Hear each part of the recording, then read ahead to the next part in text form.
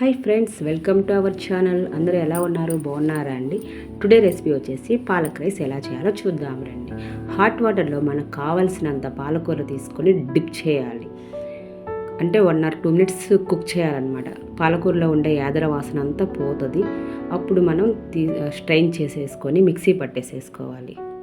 ఇప్పుడు ఒక కడాయి తీసుకొని 2 tablespoon ఆయిల్, 1 tablespoon గీ వేసుకొని బిర్యానీ మసాలా దినుసులు వేసి మంచిగా వేయించుకోవాలి.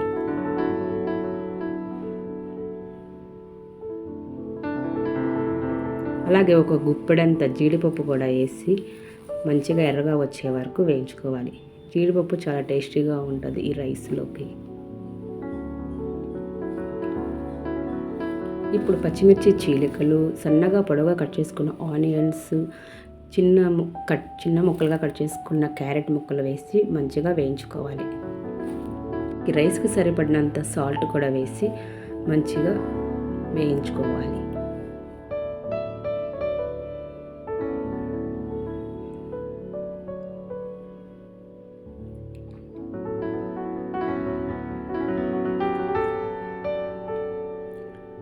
మీడియం సైజ్ అంతా టమాటా ముక్కలుగా కట్ చేసుకొని వేసుకోవాలి. ఈ వెజిటేబుల్స్ అన్నీ మంచిగా కుక్ అయ్యే వరకు, అంటే ఆయిల్ పైకి వచ్చే వరకు వేయించుకోవాలి. ఇలా ఆయిల్ అంతా పైకి వచ్చాక 2 tablespoon అంతా అల్లం వెల్లుల్లి పేస్ట్ వేసి చక్క పచ్చివాసన పోయే వరకు ఫ్రై చేసుకోవాలి.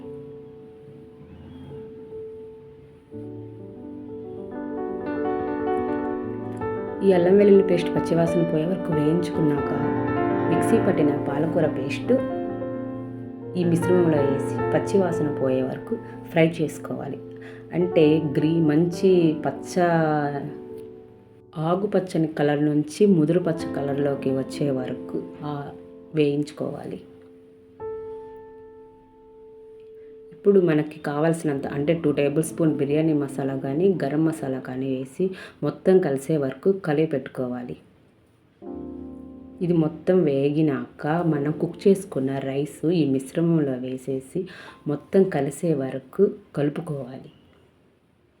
అంటే వైట్ రైస్ కాస్త మొత్తం గ్రీన్ కలర్లోకి, గ్రీన్ రైస్ లాగా వచ్చే వరకు కలిపి పెట్టుకోవాలి.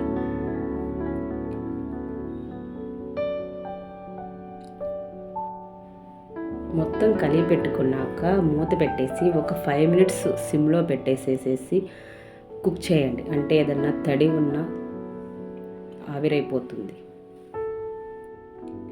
ఇప్పుడు ఒక స్పూన్ అంత నెయ్యి వేసి మొత్తం కలిపి పెట్టుకొని కమ్మని అయిన పెరుగుని రైతాగలా చేసుకొని సర్వ్ చేసుకొని తినడమే. చాలా చాలా టేస్టీగా ఉండే పాలక్ రైస్ రెడీ అవుతుంది. ఈ రెసిపీ నచ్చినట్లయితే లైక్ చేయండి, షేర్ చేయండి, సబ్స్క్రైబ్ చేయండి ఫ్రెండ్స్. Thanks for watching.